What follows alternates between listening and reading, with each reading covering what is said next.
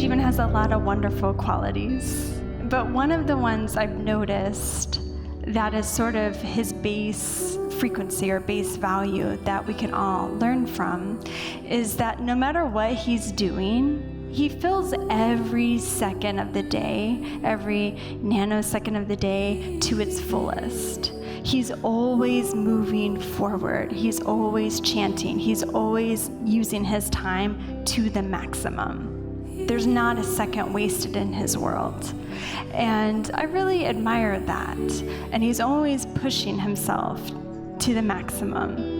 And it's a very inspiring to see somebody work like that 24/7. And so the sleep is very minimal, and the practice is all night long. And so it's just a big blessing to have a being like that working so hard for all of us.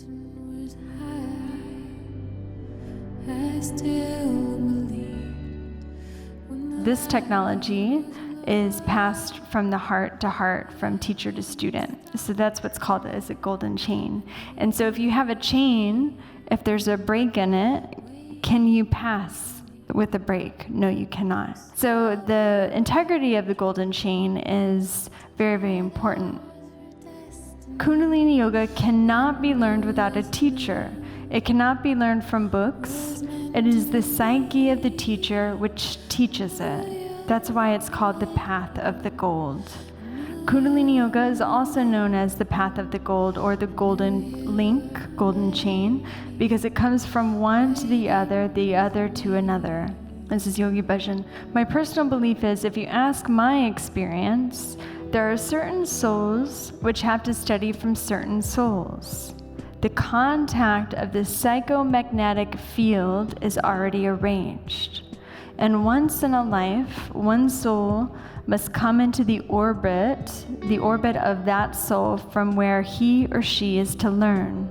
In other words, each star in your lifetime must come into the orbit of the sun. It is the law of consciousness. So if the star, after coming into the orbit of the sun, takes the light and creates the rhythm, he or she gets enlightened.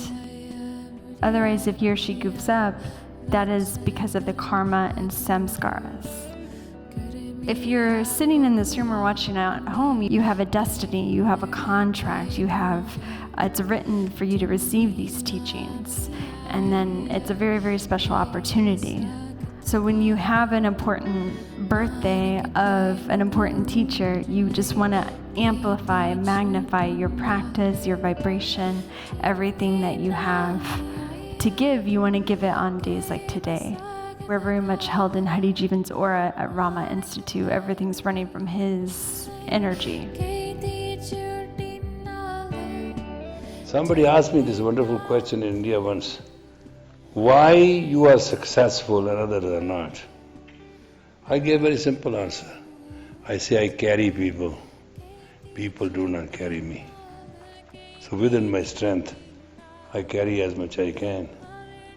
Therefore neither I dwindle nor I drop. Other people are carried. In Kundalini Yoga, we believe in Shabad Guru. But on the other hand, we have the right to open our chakras. We have to expand our shashara.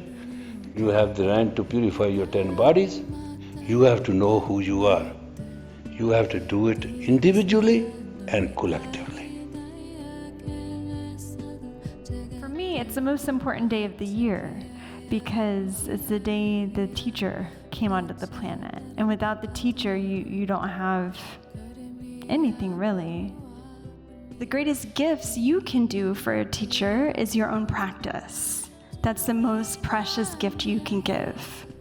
Because when you practice regularly and you're a holder of the teachings, then you benefit all of humanity. You walk down the street, your aura has the patterns, it has the frequency. You meet somebody casually, you're able to transfer the energy to somebody else on an etheric level. So that's the most beautiful thing you can give on a day like today is committing to a practice and sticking to it. Or if you already have a practice, how can I go deeper in my practice? How can I maximize every second of the day in service to a greater cause?